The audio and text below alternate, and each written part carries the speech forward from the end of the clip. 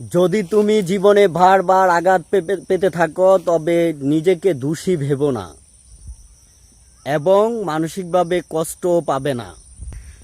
মনে রাখবে যে গাছটির ফল সবচেয়ে বেশি মিষ্টি, সে গাছটিতে সবচেয়ে বেশিবার পাথর ছুঁড়ে মারা হয়, কারণ সে গাছটির ফল সবচেয়ে বেশি মিষ্টি।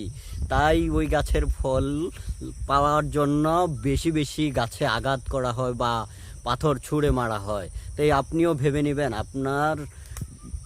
আপনি ভালো ব্যক্তি বিধায় আপনাকে মানুষ প্রতিনিয়তই আঘাত করে, আর এই আঘাতের সুফল আপনি অন্যভাবে নেবেন না। আপনি মনে করে নেবেন যে আপনি সবচেয়ে বেস্ট ব্যক্তি, আপনার মতো কেউ হতে পারে না, তাই আপনাকেই বেশি আঘাত করা হয়, তাই আপনাকেই বেশি পাথর ছোড়া হয়। তো আপনি ওই আঘাতকে আঘাতভাবে নেবেন না, সুখ সম্পর্ক মানে গুড ভালোভাবে আর কি নেবেন, তখন আপনি মনে শান্তি পাবেন বা তৃপ্তি পাবেন। আঘাতভাবে নিলেই আপনি আঘাত পাবেন, না হয় আপনি আঘাত পাবেন না।